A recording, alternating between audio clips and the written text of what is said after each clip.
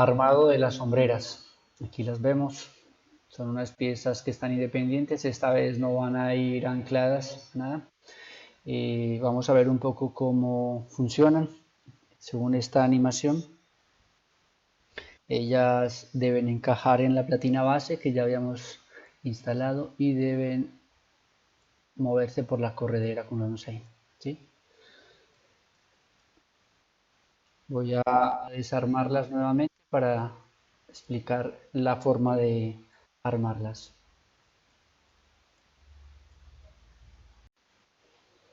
Eh, Vemos que tiene las colchonetas. Aquí gráficamente lo he puesto con la madera por fuera, simplemente es para poderla diferenciar por los colores. Pero sabemos que esta ya tapizada queda completamente forrada en negro. Simplemente para ilustrarnos gráficamente. Vemos que esta colchoneta se sostiene por estos tornillos que son los avellanados también. En total utilizaremos 8. Ya las medidas estaban dadas en el pedido de tornillos. Tenemos los ejes de las sombreras que a su vez se sostienen de la platina con sus tornillos de cuarto que deben pasar un poco para luego anclarse en la parte de abajo, ayudan al anclaje en la parte de abajo.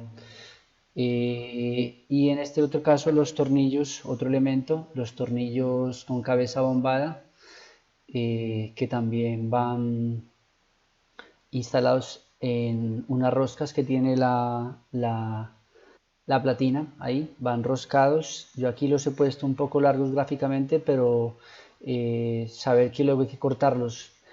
Para poderlos cortar voy a explicar un poco cómo funciona y cómo se deben cortar. Más o menos está armada ahí, ya armado así, aquí los vemos que están largos. Para poder saber a qué distancia se debe cortar, lo debemos probar en la corredera, ¿sí?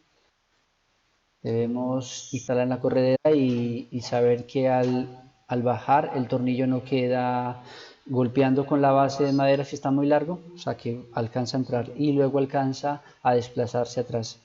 Y luego si está demasiado corto, pues no se deslizará por la corredera, o si está demasiado largo, posiblemente toque la base de la madera o se quede moviendo la platina, o sea, queda haciendo un juego. No debe quedar juego, debe ser muy preciso, que debe dar el espacio para tener la corredera hasta el final, ¿sí? Que haga este movimiento de desplazarse y que no se quede haciendo juego.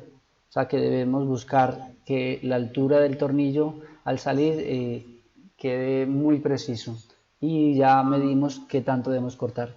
Y una vez los instalamos ya cortados, le debemos aplicar trabarroscas para que el tornillo luego no se quede saliendo o entrando, o sea, que no se quede moviendo.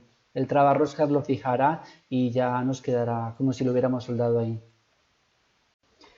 Para la instalación de los ejes de aluminio es importante resaltar que debemos introducir el tornillo de cuarto lo suficiente para que luego no vaya a quedar interfiriendo con el mecanismo, ¿sí? Esta pieza la vamos a utilizar todo el tiempo como para hacer una especie de pin con las dos platinas, o sea, para que no se quede moviendo tan fácilmente.